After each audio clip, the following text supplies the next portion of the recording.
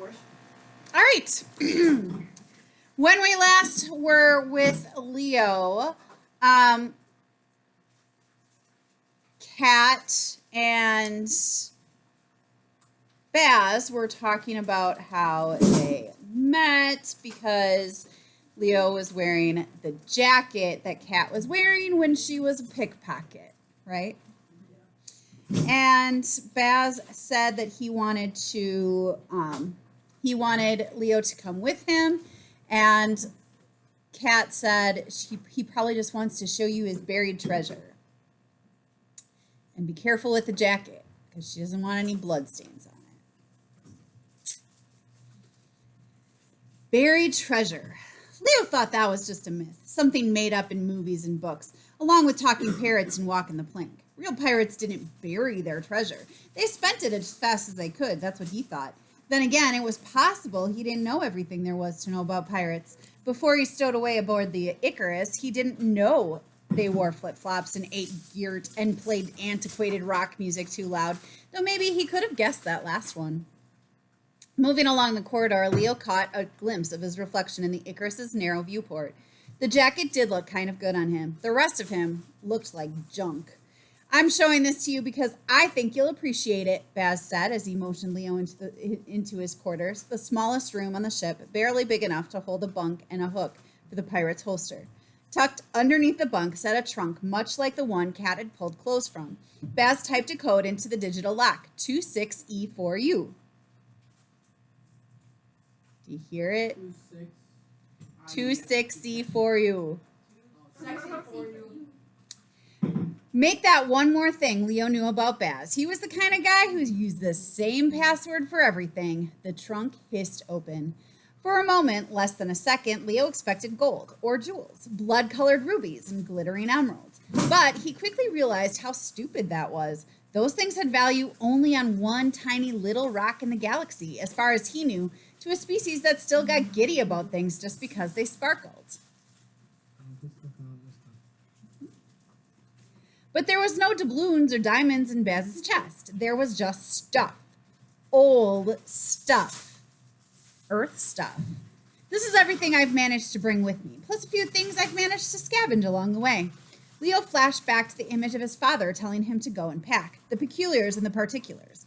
This was Baz's version of the backpack from home. Kat doesn't get it. She doesn't remember much of her childhood before she left. And boo, to him, Earth is just another dot on the galactic map. The Earth clearly wasn't just another dot to black, Leo thought, or else he wouldn't have a trunk full of treasures like this, and he wouldn't be showing it to Leo. Which meant he obviously cared about something. Leo wasn't sure what to do with that news. The captain started rifling through the trunk's contents, looking for something specific or just browsing. Leo could identify most everything in the trunk. There were a few books, actual books made of paper and glue, their pages yellow and crisp. Leo scanned the titles, All Quiet on the Western Front, A Wizard of Earthsea, Watchmen. Leo hadn't heard of any of them, but seeing them in all their bound glory put a lump in his throat. The last time Leo had journeyed through a book with paper pages had been in his bed years ago, with his mother curled up beside him, reading out loud. Here, check this out. Baz pulled out a clear plastic rectangle with a picture inside, some kind of fiery red dinosaur looking just a little ticked off. Charizard, first edition holographic. My grandfather used to collect these when he was a kid. What's it supposed to be? Charizard.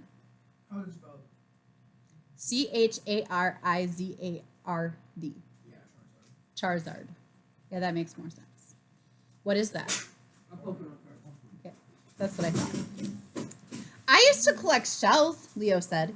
He didn't mention how he collected them with his mother, how she always managed to find the best ones, how he brought his favorites with him when he left Earth, keeping them on a shelf by his bunk on board the Beagle, how those same shells were now just space dust floating through the darkness. The captain dropped the flaming dinosaur back into this closet. He picked up a baseball. Surely you know what this is, Black said. Yeah, I know what a baseball is, Leo confirmed. He pictured his backyard with its long grass, his father on the deck reaching by the light of his ships overhead, Gareth tossing pop-ups with the glow-in-the-dark ball because the high ones were Leo's favorites to catch. My dad used to take us to the Rockies game sometimes. What does this say? He pointed to the signature scrawled across the leather. Miguel Miguel Ramos, 2046. That was the year he hit 80 home runs. Wait, so is this? No, Baz said. That's not the one that broke the record. Just a foul I caught. But he still signed it after the game, so I held on to it. Leo twisted the ball over and over in his hands, the hide scuffed, starting to split at the seams. He brought it to his nose and took a deep breath. He could almost smell the popcorn. He placed the baseball gently back in the trunk and watched Baz continue to sift. He caught a cover of Time magazine from 2044, famously sporting the iconic photo of the Akari's cruiser hovering over Manhattan skyline. They're here, it said in big white letters. There is a motley colored cube with a couple of stickers peeling off and a ball cap with a Superman logo stitched into it. Leo recognized Superman at least. He'd seen Superman Reborn at least 7 times with Gareth. This was all Baz's stuff, specific to him, and yet everything in here brought memories of home. Leo's home, his own personal universe. Ah, here we go. Baz brought out a thin cardboard square that had been buried near the bottom. It showed a picture of a man outside an apartment building at night standing next to a pile of cardboard boxes. Leo had never heard of anyone named David Bowie or Ziggy Stardust. What is it? It's called vinyl, Baz said, a touch of reverence in his voice. Back in the dark ages, records like this were the only way you could listen to music. They disappeared for a while, then came back, then disappeared again, which makes this. He held up the square of cardboard proudly. An exceptionally rare artifact, hopefully rare enough to get us some information. There was that word again. Not you, us. You think these guys, the ones you told me about, you think they'll help us? Leo stopped, corrected himself. Help me for that? Just because it's old doesn't make it worthless, Baz said. Not everything of value has to have a sleek silver exterior or run on Ventasium. It's too easy to forget that things like this existed. His piece of treasure found, Baz started to close the chest, when Leo spotted a black box that had been pushed to the corner. Normally, it wouldn't have caught his eye, except it had a familiar emblem on it, one he hadn't expected to see in the pirate's goodie box. One large planet surrounded by a dozen smaller ones. What's this? Leo asked, picking it up. Nothing, not important, Baz said, reaching for the box, but Leo had already opened it, its hinges clicking to reveal a medal, a gold sunburst with a silver star in its center. A bright red ribbon snaked out of the top. Leo had seen medals like this before. Captain Sato had one, too. It's not nothing, Leo said. It's military. Leo read the inscription. The top half was in Akari, but the bottom was in English. For exceptional courage in the line of duty. He read the name engraved in the center, also in English. Lieutenant Sebastian D. Blackwell. This is yours? It's trash, Baz said. Honestly, I'm not even sure why I still have it. But this is a coalition medal. That means you. Baz snatched the box from Leo's hands. Yeah, well, my father wasn't the only pilot in the family, he said. Leo remembered. Jets, not starships. Except for Baz, it must have been the other way around. Hold on, you were part of the coalition? And now you're this, Leo thought? It didn't make sense.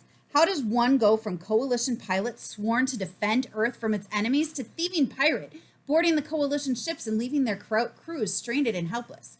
What happened? Same thing that happened to all of us, Baz said, to everyone on Earth that day. He meant the attack, the day the missile struck, the day that haunted Leo and replayed itself time and time again in his nightmares, the ones that took his breath away. You were there? Leo said. While Leo was standing on the beach watching the smoke rise, Bastion Black was only a matter of miles, not light years away. Black nodded. I was 25 when it happened. Like everyone else, I watched the cities burn. And like everyone else, I was mad. I wanted to do something, wanted to fight back. So you joined the coalition. I already had some experience in the cockpit, so I joined the Navy and they put me through flight school and stuck me in a starfighter. Baz angled the metal in his hands, watching the glow from the overhead light skate across its gleaming surface. That's where I was when I earned this. We were raiding a munition factory that the Jarek had seized, some planet I'd never even heard of, but it was a small supply of Ventasium, so that made it worth fighting over. My missile took out the factory and all the buildings around it. Turned out the factory was mostly abandoned, but the other buildings weren't. My Akari superiors said they didn't know, but that it also didn't matter. The mission was still deemed a success despite the civilian casualties. Casualties mean deaths. Baz snapped the box closed. The sound made Leo jump. Those civilians, the one in the blast radius, they weren't Jarek sympathizers. They weren't part of the coalition either. They were just caught in the middle. Collateral damage. That's what it's called, just in case you were wondering.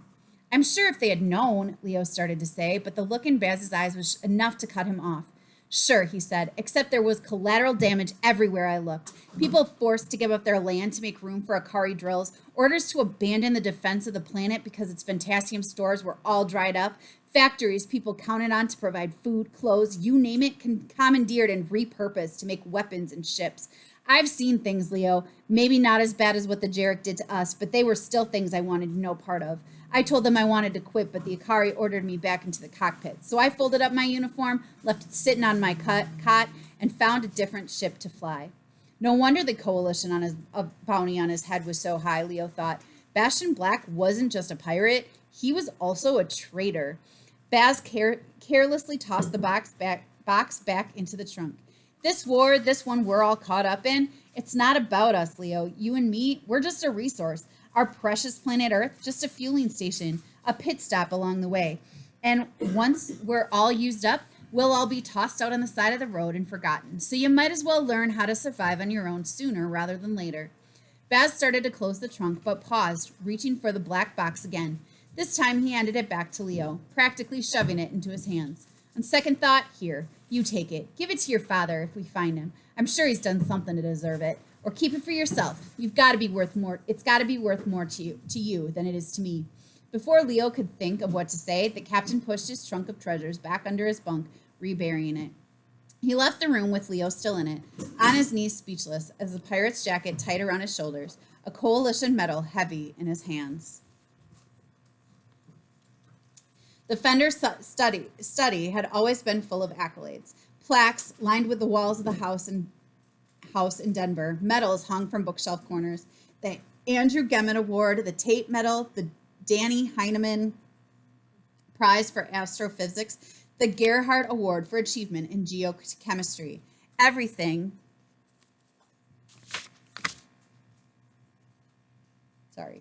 Everywhere you looked, Dr. Calvin Fender's name was wrought in gold and bronze.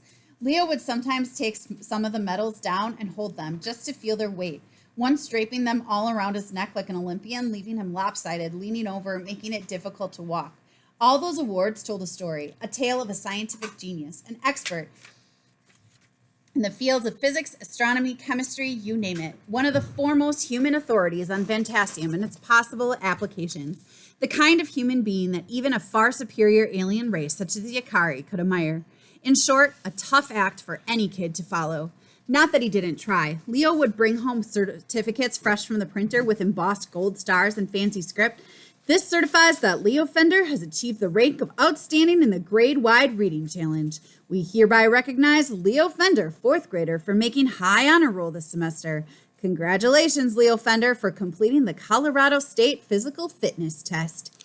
Leo knew they were nothing like the awards hanging in his father's office, awards that were given to only 1 or 2 people in the world. It didn't take a genius to feel the minor heft of a sheet of paper with a gold sticker on it and realize how insignificant it was. How dozens, even hundreds of other kids in your school had the same piece of paper tucked into their folders to give to their parents in the hopes of having them magneted on the wall or magneted to the fridge. And he would be lying if he said it didn't cause an inkling of doubt, a moment's hesitation, standing in the space between the study and the kitchen, the certificate held behind his back, looking at his father, the famous scientist who says, "What do you have there?"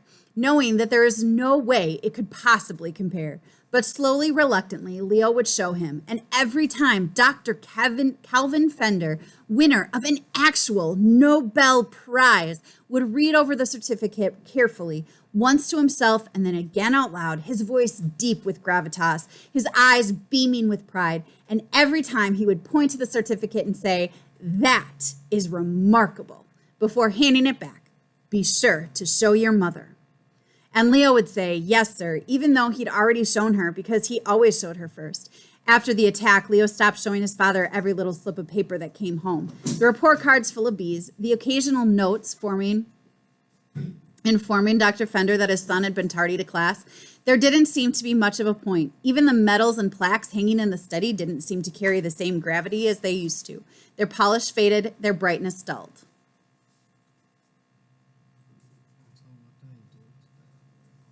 Are you done? Turn it in.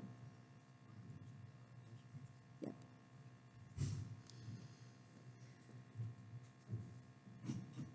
An engraved medal, no matter how prestigious, couldn't deflect a Jarek missile. It couldn't bring your mother back. And what good really was a stack of papers celebrating your achievements if you only had the one parent to show it to?